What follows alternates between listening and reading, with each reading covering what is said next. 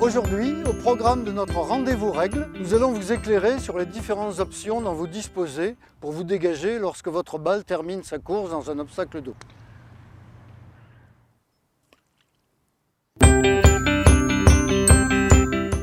Donc Franck, pour appliquer une procédure de dégagement, il importe dans un premier temps de définir, de savoir exactement à quel type d'obstacle on est confronté.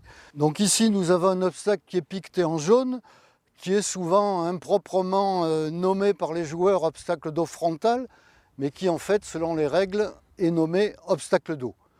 Et nous avons un deuxième type d'obstacle d'eau qui lui est piqueté en rouge, et donc cet obstacle d'eau est nommé selon les règles obstacle d'eau latéral. Après avoir déterminé la nature de l'obstacle d'eau, ici donc piqueté en jaune, il importe de savoir quel est le dernier point où la balle a franchi la lisière de l'obstacle d'eau.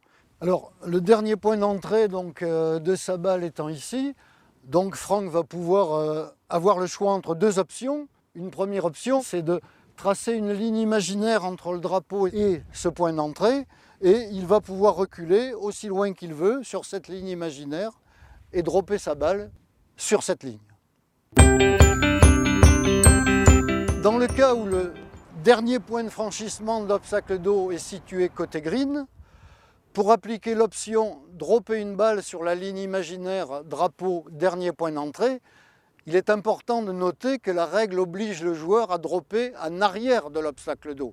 Il ne peut donc pas dropper côté green à l'extrême limite de l'herbe, devant l'eau.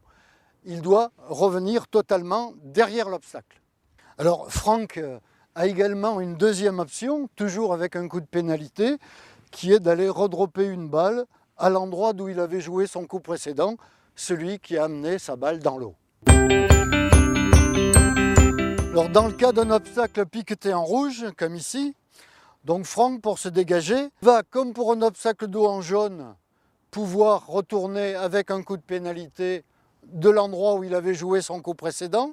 Il va avoir aussi l'option, comme vu en jaune tout à l'heure, de pouvoir tirer une ligne imaginaire entre le drapeau et le dernier point de franchissement et d'aller se dropper sur cette ligne. Mais Franck va aussi avoir cette fois, pour un obstacle d'eau latéral, deux autres options supplémentaires.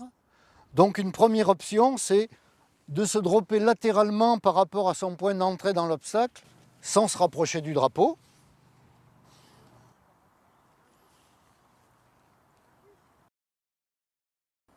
Et pour continuer le jeu, Franck va donc maintenant pouvoir dropper une balle à l'intérieur de cette zone de 2 longueurs de club ainsi définie. Dans certaines situations particulières, il pourrait être plus intéressant de se dégager par rapport au point sur la rive opposée qui se trouve à égale distance de celui-ci. Notez bien que, quelle que soit l'option retenue, vous devrez rajouter un coup de pénalité à votre score.